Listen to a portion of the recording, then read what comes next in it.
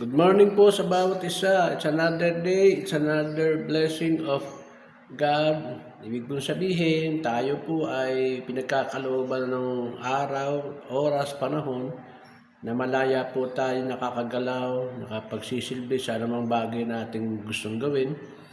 May mga choices po tayo, may mga bagay tayong ginagawa sa ngayon na kung saan po ay isang paborable sa ating buhay na tayo po ay matamang nagbibigay panahon sa ating mga sarili. But then again, kailangan po natin magbigay kaluguran sa Diyos sa pamagitan po ng at least maglaan po tayo ng ilang minuto o saglit na pakikipagdinig po sa ating Diyos na buhay. Ito po ay importante sapagkat mahalaga po ito sa ating Panginoon sapagkat ika nga ang Diyos po ang nagbigay po sa atin ng oras, panahon, kalakasan, kaya naman marapat lang na magkaroon din naman tayo ng pagbabalik po sa Kanya ng Kanya pong ginawa sa ating buhay. Ang aking pong talatang gagamitin ngayon sa aking pong pagbubulay-bulay ay Mateo 9:29 pero 27 hanggang 30 pong story nito na meron pong nakita ko dito parang na ano ko po dito dalawang tao bulag. At dahil po doon nakita nila si Jesus at sa time na yon ay tinawag nila si Jesus na Son of David. Sabi nila, mahabag ka sa amin. At hanggang sa pumasok po siya mga nasulit sa isang lugar, pero sumunod pa rin sila. At sinabi ng Panginoon, yung bang kanilang hinihingi ay naniniwala ba sila na kayang gawin sa kanila ng Panginoon Kristo?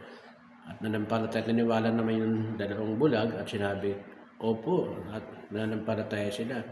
Kaya naman na makita ng Kristo Jesus yung pananampalataya sa kanilang puso, ay sinabi ng Panginoon, mangyayari ang iyong kagustuhan dahil sa inyong pananampalataya at sila nga po ay buksan ang kanilang mata at nakakita po sila. At sinabi po ng Panginoon Kristo rito, wag muna nilang sabihin, pero siyempre po ang tao pagka nakaranas po ng ganoon ay hindi talaga mapigilan, spread po yung kadakilaan po ng Diyos, lalo tigil sa nangyari pong kagalingan na tinanggap nila sa ating Panginoon Kristo. Mga kapatid, totoo po yun na talagang tayo minsan kung tayo pinasagipit na kalagayan, minsan talagang sinasabi nga, mayroong kasabihan, ang taong nagigipit sa patalim ay kumakapit. Kaya meron atang ang taong nagigipit sa 5-6 ay kumakapit, lumalapit. At ito po yun naman talaga ang nais ng Panginoon sa atin, no, na tayo po maging sometimes po desperado. Ano po, yung desperate po tayo tumawag at gamitin natin ating pananampalataya.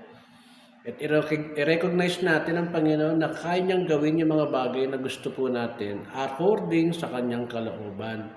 No? At alam naman natin na minsan may mga pagkakataon sa buhay natin na hindi talaga ating kaya. Even the problem po, yung may mga karamdaming wala ng lunas, yung pong problemang napakahirap, yung mga bagay-bagay na kagipitan, kahirapan, suffering. Yan po kung minsan nagbibigay sa atin ng pagkakataon na matinding paglapit at ating gawin at pananampalataya na ating dapat gawin, mga kapatid. At sa ating pong buhay, hindi talaga po maiwasan, may mga problemang dumarating. Kaya naman po dapat po natin lalo tayong magpakasikap, no? Wag po tayong lalayo. Kung minsan po kasi inakala natin yung paglayo, inakala natin yung mga bagay na ganito, mabuti. Pero kung titingnan natin kung minsan nakakapagdulot pa rin sa atin ng lalong problema.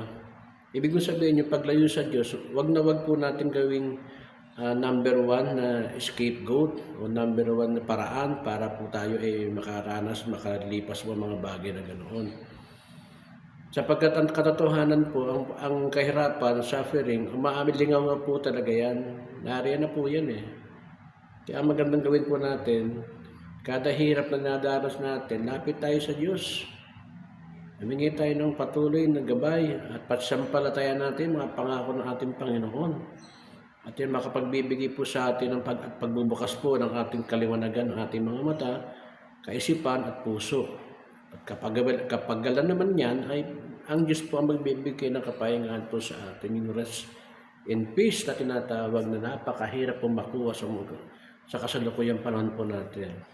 Kaya wag po tayong magatubili na kung meron tayong problemang malaki, lakihan din po natin ang pananampalataya, lakihan po din natin ang paglapit at ng pagkakataon sa Diyos, lakihan natin ang oras para lumapit sa ating Panginoon.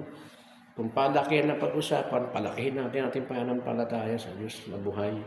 Kasi nagbibigay ng katugunan sa mga bagay na kung saan akala natin imposible na, pero posible po ito sa Diyos kung tayo po yung mananangan po at magtitiwala po ng lubusan po sa ating Panginoon Kristo. Good morning po at marami pong salamat.